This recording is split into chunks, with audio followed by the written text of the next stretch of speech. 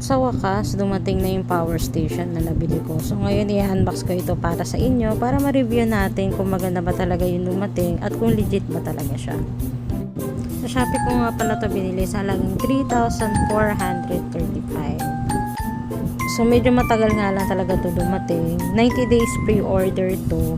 Pero syempre hindi ko naman in-expect na talagang sasagarin nila na 90 days yung arrive nito sa amin. Pero mahirap din kasi guys bumili sa hindi official na flash fish. Baka kasi mamaya ma-scam tayo. And kaya ito yung binili ko kasi LiPo 4 na siya. So sabi kasi sa research ko, kapag ka daw yung lithium battery na tulad sa ibang power bank yung binili ko, mabilis daw masira o kaya minsan sumasabog pa. So ito naman yung pinakamurang LiPo 4 na nakita ko sa Shopee, kaya I decided na bilhin na rin siya. And guys, up close, ito yung itsura niya. So makikita dito yung charge. Ito yung on and off. Yan. On and off. On lang natin ulit. Tapos ito yung AC. Ito AC na to. Yan siguro yung paggagamitin mo to. Itong AC. I-off mo pag ayaw mo gamitin yung AC. Tapos meron din siyang USB. Yan guys, susubukan ko na siyang isaksak dito kung gagana siya. So let's see guys. Yan guys, sasaksak ko na siya. Testingin ko kung mapapandar na yung electric fan. Ayun, mapapandar na guys. Tingnan ko kung kaya ba ng malakas. Number 3. Yan, kaya niya naman pala yung malakas eh. Pero ang tanong, gaano katagal siya naaanda.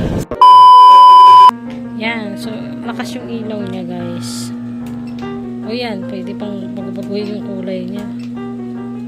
Yan, kaya steady lang gusto. So dumating siya na full charge based dito sa battery indicator. Kaya hindi ko na lang muna siya i-charge. Diretso ko na siyang i-testing dun sa aking electric fan. Tapos titingnan ko kung ilang oras siyang gagana. So time check, 11:55 full charge. So ngayon gagamitin ko na siya sa electric fan. Titingnan ko kung gaano katagal. Yan guys, sinaksak ko na ulit yung electric fan dito sa aming power station. Tinodo ko rin yung lakas niya and I will make sure na walang patayan yan para masiguro kung gaano talaga siya katatagal. A few moments later. Ayun guys, so finally nalobat na itong aking power station. So ang oras ngayon ay 3:33. Then, sinaksak siya ng 11:55 kanina. So, parang 3 hours and 38 minutes siguro. So, almost 4 hours na rin. Actually, not bad for me kasi 3.5 lang naman bili ko dito sa power station. Ini-expect ko rin na hindi siya ganun katagal bago malubat. Okay na rin yan pantawid init kapag nagkaroon ng brownout. So ngayon guys, i-charge ko siya. So as you can see, totally low but sa 0%. So titingnan ko ngayon kung gaano siya katagal bago siya tuluyang mag-charge ng 100%. Yan. So tingnan ko na lang kung mag-charge siya tsaka kung gaano siya katagal mag-charge mamaya.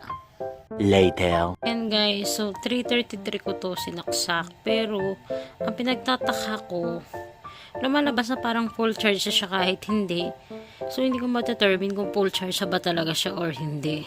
Kaya ang ginawa ko guys, kinontak ko agad yung customer support doon sa Shopee.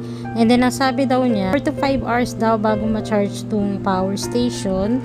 At malalaman ko daw kung full charge na kapag yung red na ilaw dyan sa adapter ay naging kulay green na. So, as you can see guys, dyan sa video, nakakulay pula po yung adapter niya. Ibig sabihin yan, indication yan na nagsa-charge pa yung power station at hindi pa siya fully charged. So, hintayin na lang muna natin. Tsagain natin to hanggang sa maging okay siya.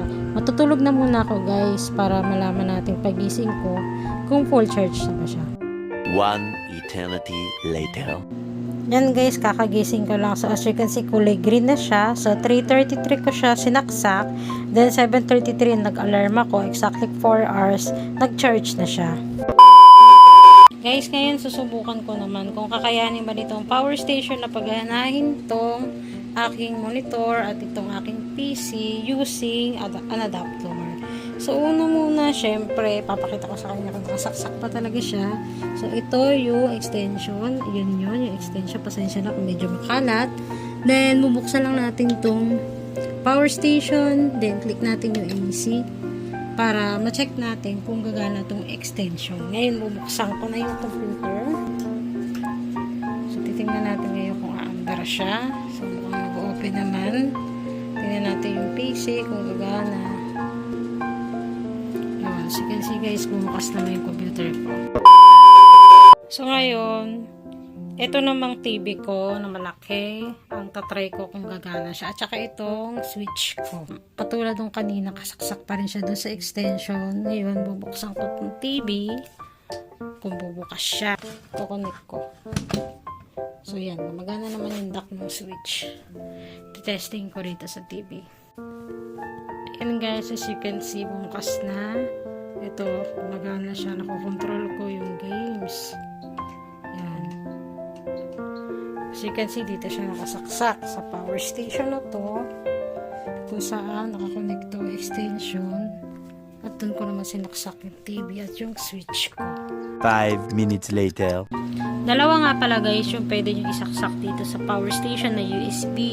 So, susubukan ko rito itong cellphone ng pamangkin ko. So, as you can see guys, 34% siya.